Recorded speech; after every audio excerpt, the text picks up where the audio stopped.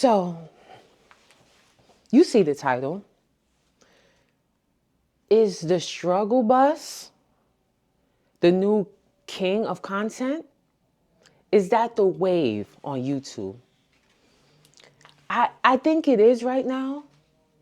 But why? Why is it working so well for people? I mean, we seen people where they're bawling their eyes out. I mean, not crying, because I did a video where I was emotional, but I had to stop the video and catch myself together. But I'm talking about the openly vulnerable moments where they're bawling their eyes out. Snot bubbles forming, tears flowing down their eyes. Just an ugly cry. Those emotions are real. Those emotions is when they hit rock bottom. And it's like, we want to see that.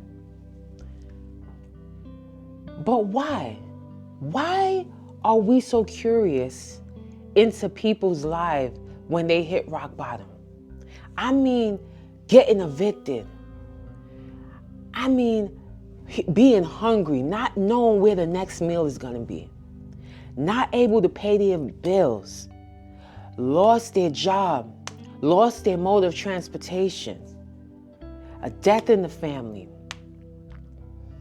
Even the most recent sensational topic of people, children being subjected to, those unwanted approaches by adults. I don't know if I could say the term, but children being in that vulnerable position where they're targeted by adults in a sexual way. We're clicking those videos. So because I was intrigued about it, I said, let me do a little poll to see if in actuality people do click. And if there's a lot of content related to that. When I went on another device and I looked, I saw that people were making countless videos. I mean, hundreds, thousands of videos geared towards people experiencing hardship. Now I'm like, why? And I did notice that Black and brown people had a lot of views, but it was significantly different than their white counterparts. Their white counterparts was in millions. I mean, those were viral moments. But the question is why? And we're going to try to answer that later. But is oversharing on social media the wave? When is oversharing too much? We have to keep in mind that the internet is permanent. Now, your kids, their kids, it will be there for them to view at a later time. You cannot erase it. Once it's out there, it's out there. So do we want to put all of our stuff, air our dirty laundry? Or do we want to do that? We have people sharing story time, a lot of story time. Sometimes it's about themselves. Sometimes it's about their significant other or ex, and they're expressing their vulnerable side. But is that a form of exploitation? Where you're exploiting yourself and your family member? And hear me when I say exploitation. I mean that you're exploiting yourself for a reward and or a reaction.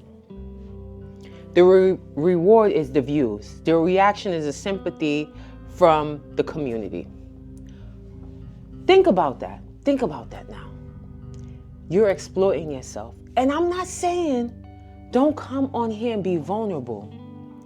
But when is too much too much? There's some things that need to be private and not for the public view. We have recently seen where someone, I believe her name was the trophy wife. She came on here talking about how her husband made sexual advances on her little small children. Like, why did the internet need to know that? So now her child can grow up and view this content that was verbally told by her mom. Why was that necessary? To use your child in that moment? Think about it. Now let's get to the why when people do that. Why do people love to view hardships? Now, we see it all the time. We watch Law and Order, true crimes. We watch a lot of talk shows that talk about people in their hardship and the struggles that they're going through, because we love it. Some may say people are naturally nosy. Yeah, because I'm one of them. I'll be clicking my ass off. She did what? That happened? What? I'm guilty, and so are you. But there are some people that genuinely care about the people that's expressing their hardship. They genuinely care and want to help the person. Then there's another term.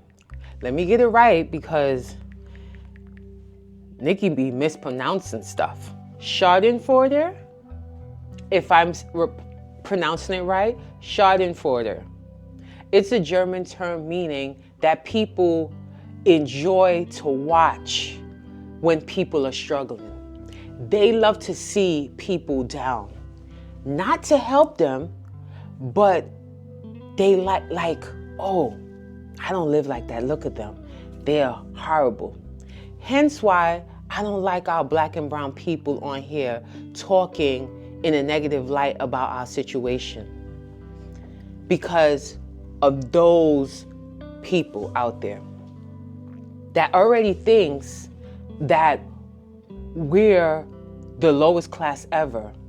And when we come here to discuss that we can't make it in life, we can't succeed, we're struggling, and we have to be helped by the system, it's like it gives them a reason to believe what they believe about us.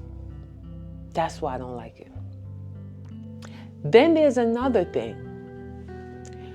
When you put your business on social media and it's viral, it goes viral, you have the people that enjoy to watch it. You have the people that's empathetic to the people that's going through the struggles. Then you have the people that's tearing them down, trying to fact check their story, trying to see if what they're actually going through is factual.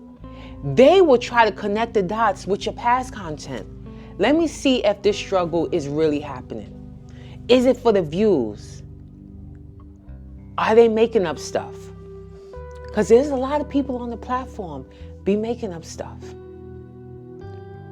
just for the entertainment. And because they make up stuff, we want to watch because we're entertained by the turmoil, by the struggle. We are so entertained by that. But I want you to question yourself before you put that next video out. Am I putting out a piece of content that could follow me and haunt me years to come? When I put out that toxic information about my family dynamics, would it benefit me? Or would it destroy me in the long run? I want you to think about that before you post your next content. And thank you for watching. You're the best. Check me out in my next videos.